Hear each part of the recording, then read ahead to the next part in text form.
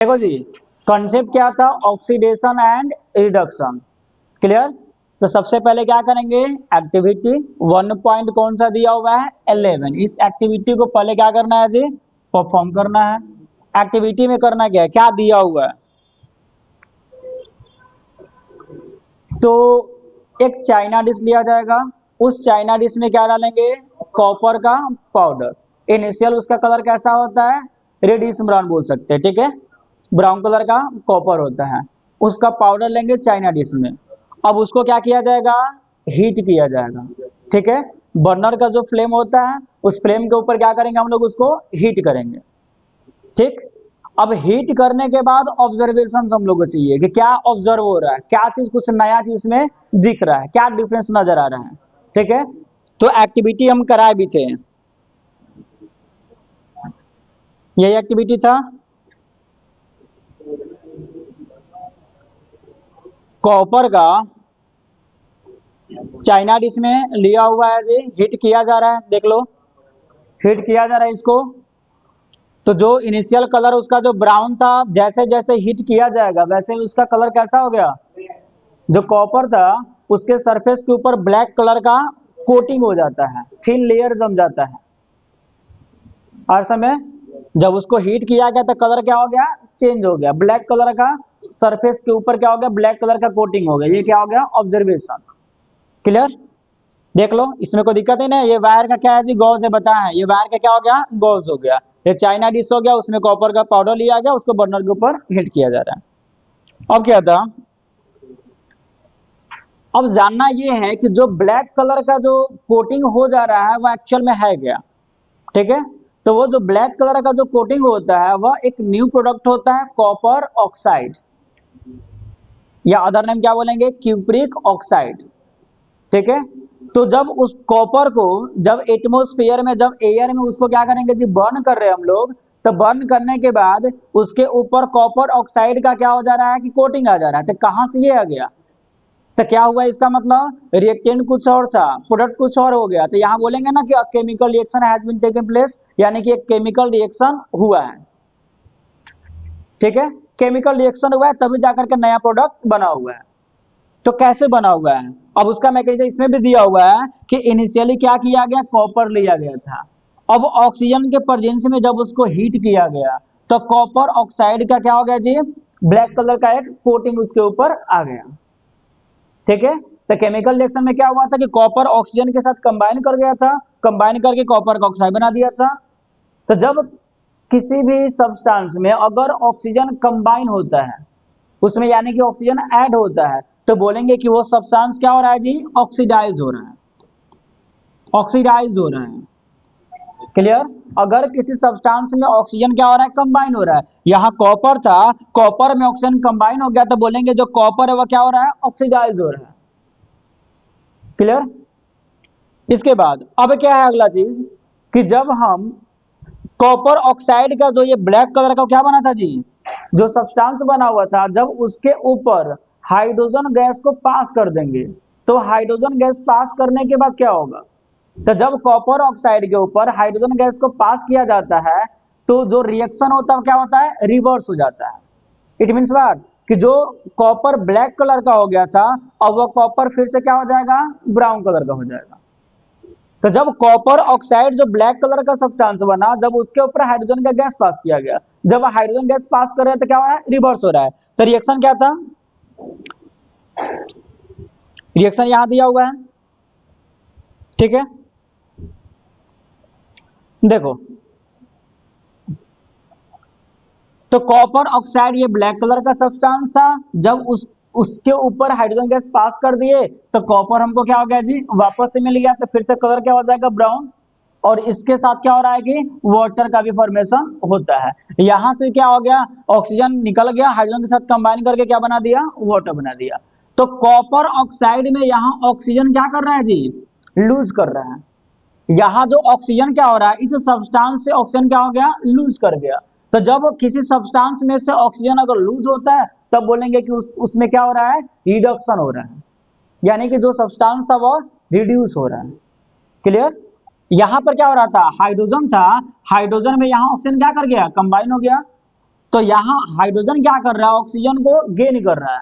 तो अगर ऑक्सीजन को गेन कर रहा है तो ये सब्सटेंस क्या कर रहा है जी, इस सब्सटेंस का हो क्या रहा है, ऑक्सीडेशन हो रहा है। ये सब्सटेंस ऑक्सीडाइज कर रहा है क्योंकि उसमें ऑक्सीजन कंबाइन हो रहा है, ऐड हो रहा है। और इस सब्सटेंस में ऑक्सीजन क्या हो रहा था, रिमूव हो रहा था। तो इस सब्सटेंस में क्या हो रहा था, रिडक्शन हो रहा था। है समझ में? तो अगर कोई सब्सटेंस ऑक्सीजन को गेन करेगा तो बोलेंगे वो सब्सटेंस क्या कर रहा है, ऑक्सीडाइज कर रहा है। बट अगर कोई सब्सटेंस क्या करेगा जी, ऑक्सीजन को लूज करेगा तो बोलेंगे वो सब्सटेंस का क्या हो रहा है जी, रिडक्शन हो रहा है, वो सब्सटेंस रिड्यूस कर रहा है। तो एक ही रिएक्शन में क्या हो गया, एक सब्सटेंस क्या कर रहा है, रिड्यूस कर रहा है, तो दूसरा सब्सटेंस क्या कर रहा है जी, ऑक्सीडाइज कर रहा है। क्योंकि law of conservation of mass, अगर यानी कि टोटल जो एटम्स है रिएक्शन में, तो टोटल एटम्स क्या होना चाहिए, कांस्टेंट होना चाहिए ना, तभी ना मास कांस्टेंट होगा। तो अगर कोई सब्सटेंस ऑक्सीजन को अगर लूज कर रहा है तो दूसरा वाला सब्सटेंस क्या करेगा, गेन करेगा। या अगर कोई सब्सटेंस ऑक्सीजन को अगर गेन करेगा तो दूसरा वाला क्या किया होगा, लूज किया होगा। तो law of conservation of mass को फॉलो करना चाहिए ना। तो इसीलिए क्या हो रहा है कि अगर एक सब्सटेंस का ऑक्सीडेशन होता है तो दूसरा वाला सब्सटेंस का क्या होता है, रिडक्शन होता है। तो दोनों रिएक्शन क्या होता है, साथ साथ होता है।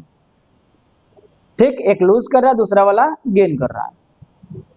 अब और एग्जांपल क्या दिया हुआ है, यहां जो जिंक ऑक्साइड था, कार्बन के साथ रिएक्शन करके क्या बनाया जी, जिंक बनाया, और इसके बाद कार्बन मोनोऑक्साइड बनाया। तो जिंक ऑक्साइड में से ऑक्सीजन क्या हो रहा है, लूज हो रहा है। तो ये सब्सटेंस ऑक्सीजन को लूज कर रहा है, इसीलिए बोलेंगे कि जिंक ऑक्साइड क्या कर रहा है, रिड्यूस कर रहा है।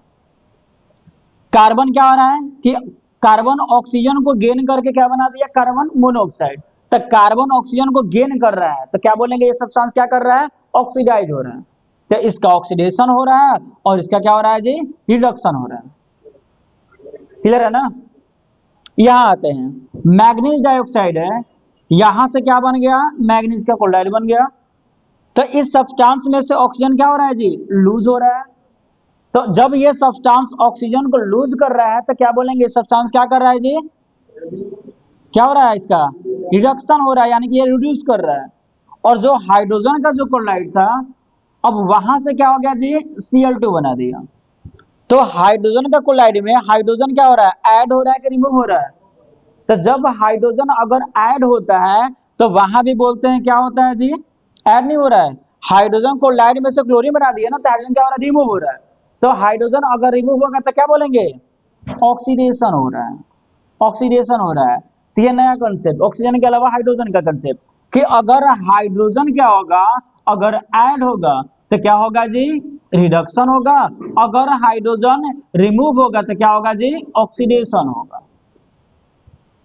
जैसे ऑक्सीजन का था ठीक उसके अपोजिट हो जाएगा हाइड्रोजन वाला, कि अगर कोई सब्सटेंस हाइड्रोजन को गेन करेगा तो वह रिड्यूस हो रहा है, अगर कोई सब्सटेंस हाइड्रोजन को रिमूव करेगा तो उसका क्या हो रहा है जी, ऑक्सीडेशन हो रहा है।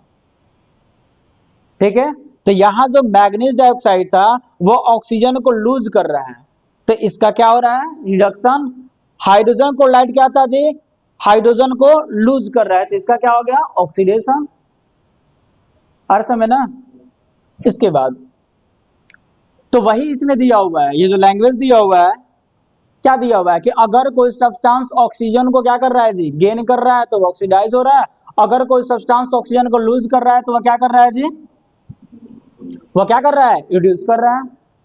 तो रिएक्शन में क्या हो रहा है, कॉपर ऑक्साइड लूज कर रहा था ऑक्सीजन को, तो इसीलिए वह रिड्यूस हो रहा था। हाइड्रोजन क्या कर रहा था, ऑक्सीजन को गेन कर रहा था, वह ऑक्सीडाइज हो रहा था।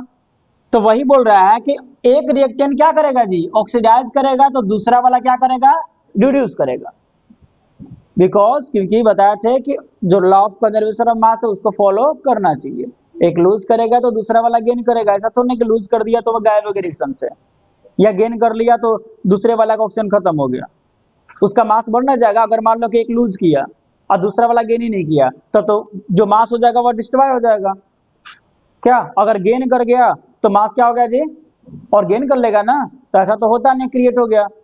तो लॉ ऑफ कंजर्वेशन मास को फॉलो करना चाहिए, इसीलिए एक लूज करेगा तो दूसरा वाला गेन करेगा। तो ऐसे रिएक्शंस को क्या बोलेंगे, ऑक्सीडेशन रिडक्शन रिएक्शंस, या उसको शॉर्ट में बोलेंगे रिडॉक्स। रेड आ गया रिडक्शन वाला से, ऑक्स आ गया ऑक्सीडेशन वाला से। रिडक्शन रिएक्शन किसमें, अगर किसी रिएक्शंस में ऑक्सीडेशन और रिडक्शन अगर दोनों साथ साथ में हो रहा है तो उस केस में क्या होगा, उस रिएक्शंस को बोलेंगे रिडॉक्स रिएक्शंस बोलेंगे। ठीक है, अगर एक सब्सटेंस क्या हो रहा है जी, ऑक्सीडाइज कर रहा है, तो वहीं दूसरा वाला सब्सटेंस अगर रिड्यूस कर रहा है तो वैसे रिएक्शंस को बोला जाता है रिडॉक्स रिएक्शंस या फिर ऑक्सीडेशन रिडक्शंस रिएक्शंस बोला जाए।